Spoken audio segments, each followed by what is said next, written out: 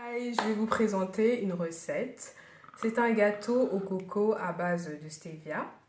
Donc, on a nos petits ingrédients là pour la recette. Donc, on a du coco, un yaourt nature, de l'huile, 2 œufs, de la farine mélangée avec la levure et du sucre stevia. Donc, ce que je vais commencer par faire, c'est je vais mélanger les œufs avec le sucre. On va mettre ça de côté. Et ensuite, on va malaxer le tout pour que ça puisse être homogène. Désolée pour le bruit. Hein. J'avais pas d'autres éléments pour mélanger tout ça, quoi. Donc voilà, lorsque c'est mélangé, on va prendre le yaourt nature, de préférence. On va l'incorporer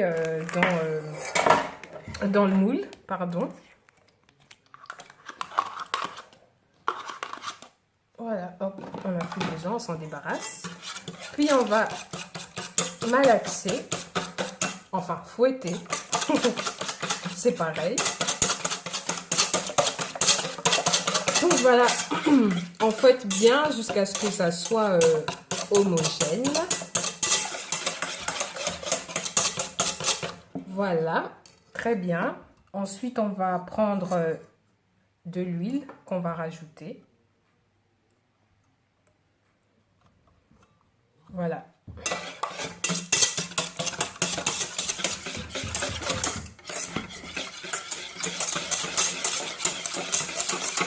On malaxe toujours. Ensuite, on va prendre la farine, mais qu'on va incorporer petit à petit, comme ceci, afin qu'il n'y ait pas de grumeaux, parce que sinon, ça va être compliqué de tout mélanger ensemble. Voilà, comme ceci. Très bien. On rajoute encore un peu de farine. Allez. Voilà. Ensuite, on continue à tout mélanger ensemble.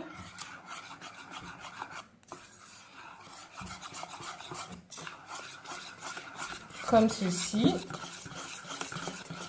Bien évidemment. Hein. On va rajouter encore un tout petit peu jusqu'à ce qu'il n'y en ait plus de farine dans le pot, quoi. Voilà. On va remuer tout doucement parce que ça va éviter que la farine ne se mette partout sur la table. Voilà, comme ceci. Et ensuite, on va rajouter la dernière farine qui nous reste. On va mettre ça de côté parce qu'on n'en a plus besoin. Et on va malaxer, fouetter ou comme vous voulez, hein, pour incorporer le reste de farine à la préparation. Vous le faites tout doucement pour éviter que la farine, comme j'ai dit tantôt, ne se mette sur la table, quoi.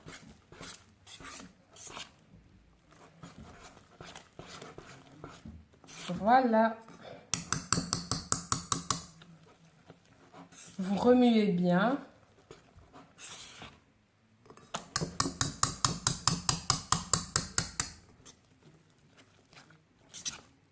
Et quand tout est bien remué, que la pâte est comme vous voulez. Moi, personnellement, j'aime comme ça. Mais si vous voyez que votre pâte n'est pas trop lisse, vous pouvez rajouter un yaourt si vous voulez ou du lait, peu importe. Moi, dans tous les cas, moi, je préfère comme ça.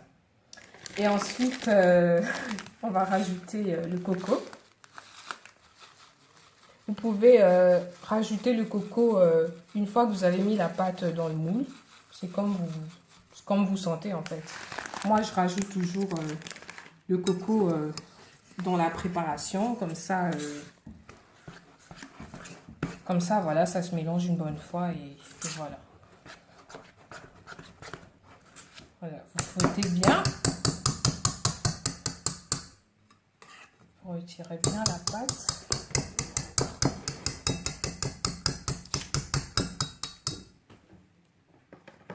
Mettez votre feuille de côté.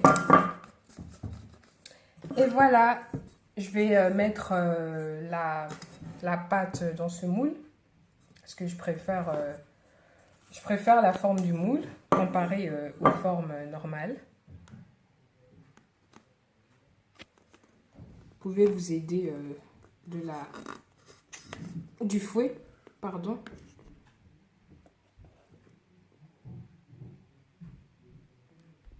Et voilà, et vous répartissez la pâte de part et d'autre du moule.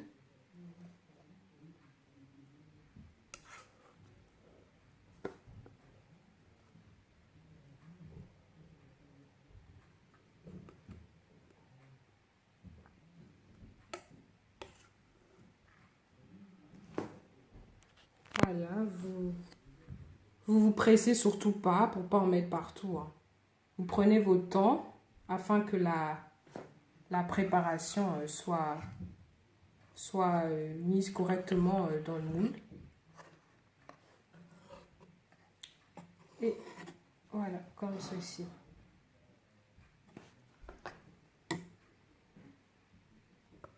Voilà. N'oubliez pas de bien racler tout ce qui vous reste comme pâte dans votre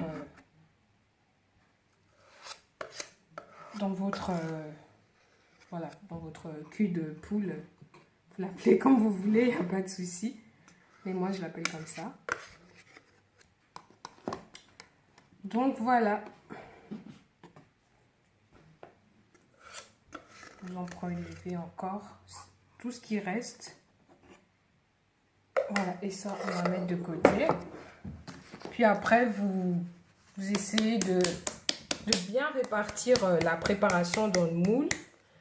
N'hésitez pas à donner des petits coups sur le moule pour que la pâte se répartisse bien.